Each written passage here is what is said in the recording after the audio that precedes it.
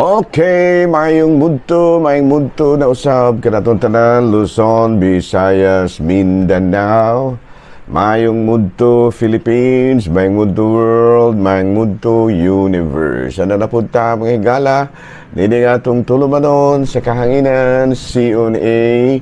Catechesis on Air ug ako lang gihapon kining inyong ubos nga alagad Reverendo Padre Edwin Academia Acab. Abino adlaw na usab karon nga Miyerkules. Adlaw na karon nga Miyerkules mga higala, no? Adlaw karon sa pagsugod sa Kwaresma, no? The first day of Lent, no? Gitawag nato kini og Ash Wednesday, no? Mula no nga padayon kita sa atoang mga pagpangalagad, no? Kaganinang buntag, medyo namadlis na ta, no? Sa ato ang mga igsuon nga mga matud pa mga matuuhon, mga faithful unya karong hapon padlis na punta, no? Ako mga lay ministers po to apod in town sa mga kabaryuhan, kung malugina namadlis po sila dito, no? So kumusta naman mo mga higala? I hope nga nagkapabadlis na po mo niya. Matud pa lagi, doon ay mga mangutana, pwede ra bang makakaon ng karne karon? Ang kay wala man may magpabadlis, ang ayaw in taon, no?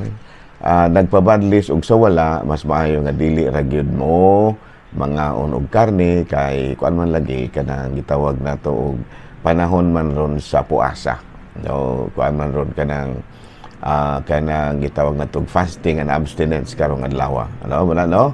Nahala, no? Padayon ta sa ato nga mga buhatonon ini kamuntuhon og padayon usab kita sa ato nga mga gimbuhaton isip mga sumusunod ni Kristo sa ato usab nga pagsugod sa kining Kwaresma. Hala, no? Bino ari kita sa atong Saint of the Day.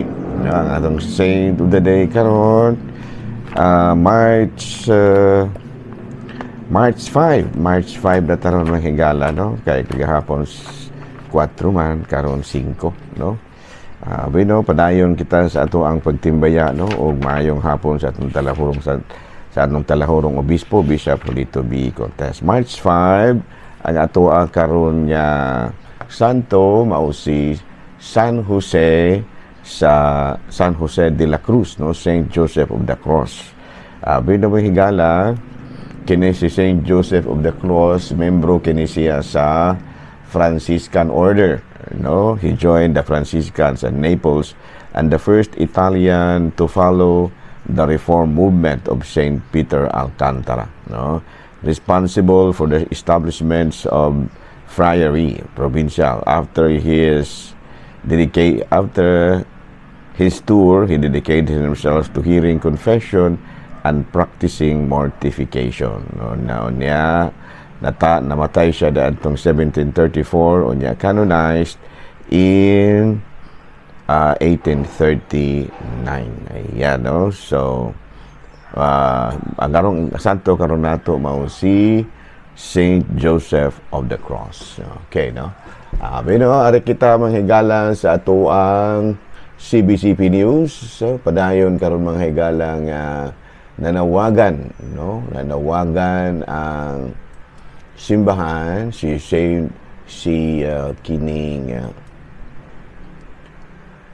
Cardinal Charles John Brown, ang Papal Nuncio to the Philippines, no? Matud papadayon siya karon nga nanawagan og dugang pag-ampo alang sa atong talahurong Santo Papa, no?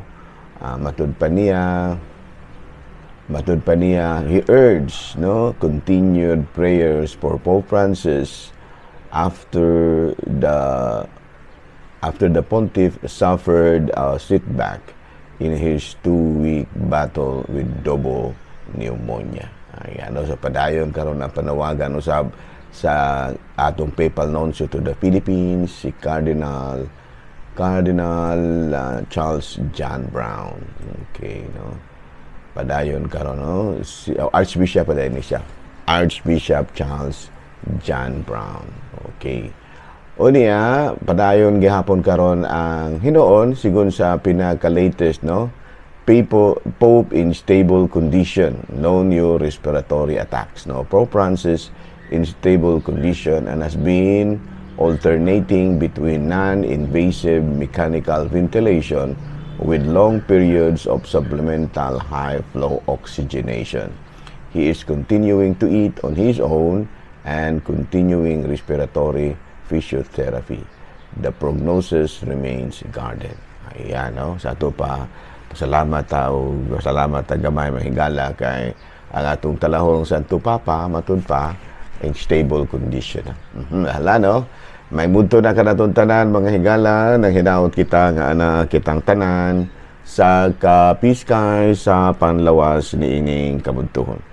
Bino arinata mga higala sa ato ang kining arinata sa ato nga kining katekisis, no? Katekisis ng higala. Naratas mga pangutana, no? Mga pangutana. Father, na ako'y ano po na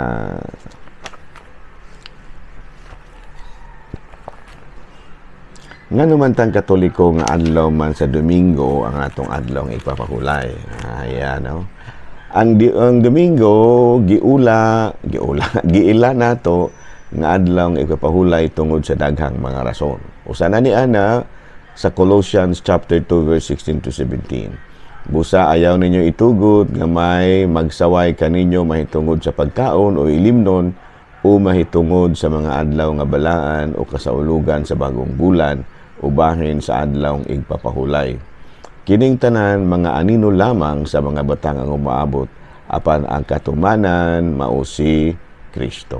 Sa ato pa katumanan pinaagi kang Kristo, no? Sa ato pa kay si Kristo na banhaw man sa adlaw nga Domingo muna nga ang Domingo da gihimo nato nga adlaw igpapahulay tungod kay dako man kaayo kini og kahulugan tungod kay mo man ang adlaw nga nabanhaw ang atong Ginoong Hesukristo. Hala, no? Laing sa unang sulat ni San Pablo ngadto sa taga-Korinto kapitulo 16 bersikulo 3 sa 4 matud pa diri gitudlo ko kaninyo ang akong nadawat nga mahinungdanon kayo. Kini mao nga si Kristo namatay alang sa sala sumala sa nahisulat sa kasulatan. Gitubong siya og sa ikatulo ka adlaw gibanhaw sumala sa kasulatan.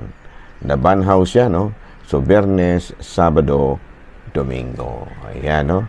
Unya mikunsad pod ang Espiritu Santo sa adlaw nga Domingo. Sa Buhat kapitulo 2 bersikulo 1 hanggang sa 4. Sa pag-abot na sa adlaw nga Pentecostes, ang tanang magtutuon nagtigom sa kadapit o sa kalit may mihaguros gikan sa langit sama sa kusog nga huro sa langit ug milukop kini sa tibuok balay nga ilang gitiguman. Unya nakakita sila daw mga dila sa kalayo nga nagtungtong diha sa matag usa kanila. Silang tanan napuno sa Espiritu Santo ug misultig na kalain-laing pinulungan sumala sa gisulti kanila sa Espiritu. Sa ato pa kini di ang adlaw nga usa sa mga rason nganong ang adlaw ipapahulay sa Katoliko Domingo tungod kay mao man pud kanang adlaw nga mikunsad ang Espiritu Santo ngadto sa mga apostoles. Sa Exodo kapitulo 12 bersikulo 16 o 17, sa una ug sa ikapitong adlaw pagtigom kamo aron pagsimba kanako. Dili kamo magtrabaho ni ana mga adlaw apan makahimo kamo paghikay ug pagkaon alang sa tanan. Himuan ninyo kining kasaulugan sa pan nga walay patubo kay niining adlaw gipagawas ko kamo sa Ehipto. Sa untang ganito. Sa una ug sa ikapitong adlaw. Sa pitong adlaw sa tupa unang adlaw sa semana unsa man Domingo, no?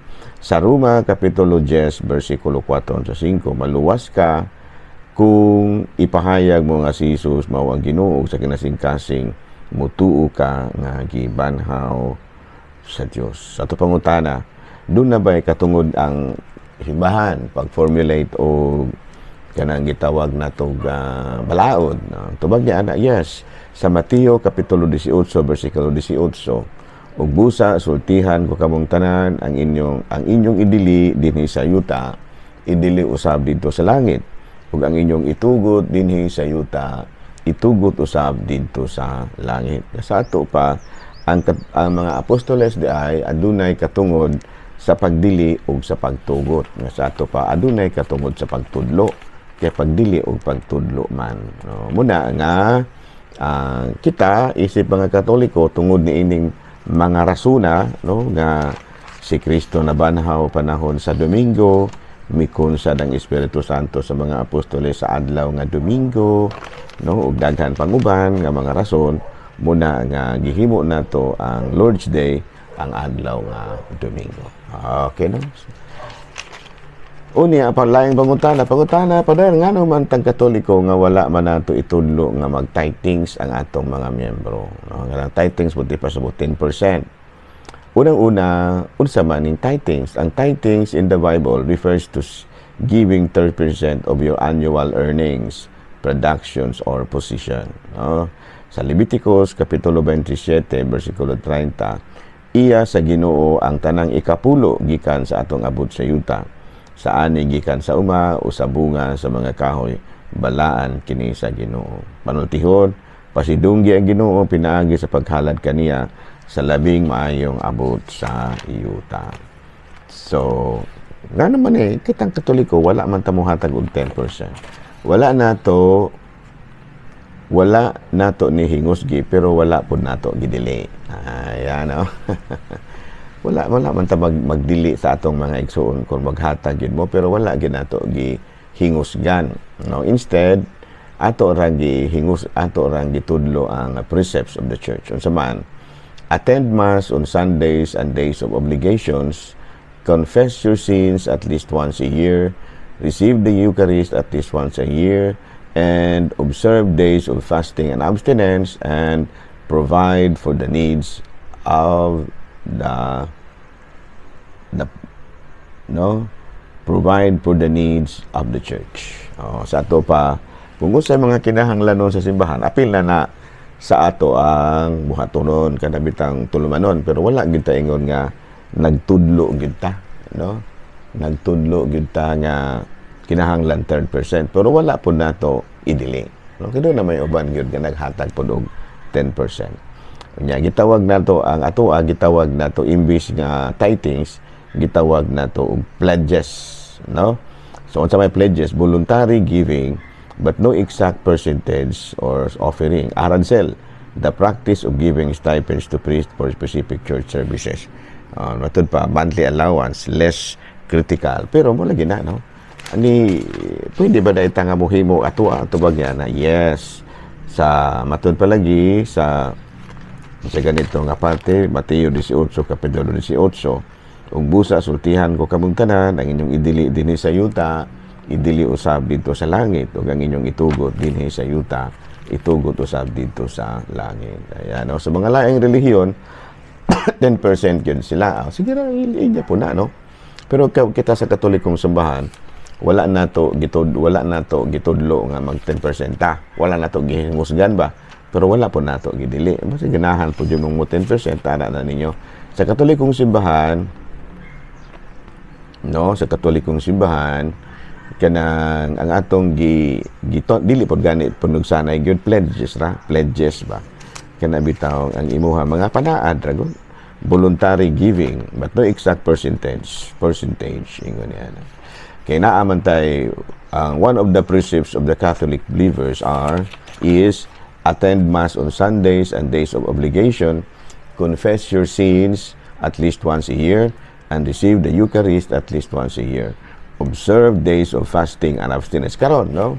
Apil na manghigara karong adlaw ang fasting and abstinence, and we will provide for the needs of the church. No? Tithings, so beginning tithings, Father. Tithings is an obligation for the Jews as stated in Leviticus 27:30. Pero kita sa Katoliko, dili nato na siya gitawag nato obligasyon. Kada na siya privilege kung mohatag ka. No, okay. Nasa 1 Corinthians chapter 9 verse 2, on the first day of the week, Sunday, each of you should set aside whatever he can afford. O, naman po. On the first day of the week, each of you should set aside whatever you can afford. No, sa ikaduhang sulat ni San Pablo kadto sa Korinto kapitulo 5 kapitulo 9 bersikulo 5 sa 8, busa nahuna-hunaan ko nga kinahanglang hangyoon ko kini mga kaigsuonan nga muuna pag-anha kaninyo aron andamon nilang daan ang gasa nga inyong isaad. Unya inigabot ko diha andam na ang tanan magpaila kini nga kamo naghatag tungod sa gugma ug dili tungod kay napugos kamo. Oh. Wala gyud ay pugsanay mga higala, no?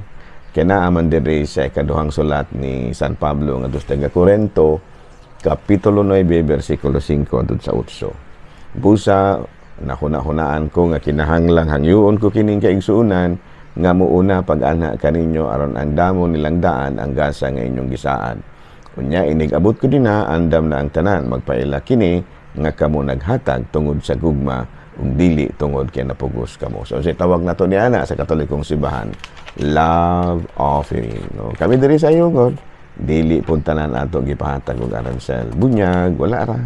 Kasal wala, nagpamisa patay na calamities mangayo punta sa mga kuan. So ngato dili tithings kung dili pledges, provide for the needs of the church. Okay, klaro? Klaro na. Okay, last last tawong higala nga topic. Okay, no? Nganong gitawag man nato og father ang atong mga pare? Kami ba mga pare? Abi no, Matthew 23 chapter 9 ug dinhi sa yuta ayaw tawga si bisan kinsa nga amahan kay usara ang inyong amahan nga tuwa sa langit. Sa to pa murag ang uban ni ana mahadlok day mo tawag og father, no?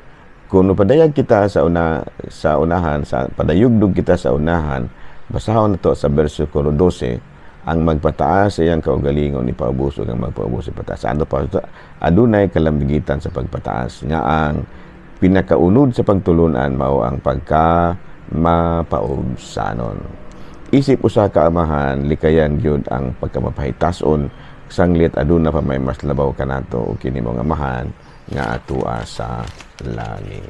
Okay, no? So kay kung atong basahon pod, so isip anak kung adunay mga higayong magkasumpaki ang mga kagustuhan sa inyong kalibutanong amahan ug ang kakasuguan sa langitong amahan, ang kabuton sa langitong amahan mao ang matuman. So kaning atong tubagon may higala ha kining pagtawag og padre. Sa 1 Corinthians chapter 4 verse 15 mao kini atong mabasa. Kay kun kamo adunay linibo ka mga magtutudlo diha kang Kristo, usa lamang ang inyong amahan kay sa inyong kinabuhi diha kang Kristo Jesus. Nahimo ako nga inyong amahan pinaagi sa akong pagdala sa mayong balita nganha kaninyo. Oh, sa ato pa nahimo siya nga amahan. Sa ato pa pwede siya tawgon og amahan kaya nagdala man siya sa mayong balita ngadto sa mga tao. Sa wala pagigidili ang pagtawag sa amahan. Sa Genesis chapter 17 verse 6, kini mao ang kasabutan nga himuon ko tali kanimo ako saan ko nga mahimo akong amahan ug daghang mga nasod. No, sa to pa sa si Abraham ba kini mao ang kasabutan nga gihimuon ko tali kanimo ug kanako isaan ko nga mahimo kang amahan sa daghang mga nasod. Oh no. So, ato pa, a sign of respect man po na namutawag taog amahan, no? Sa Exodus chapter 20 verse 12, honor your father and mother, a sign of respect, biological parents. Okay.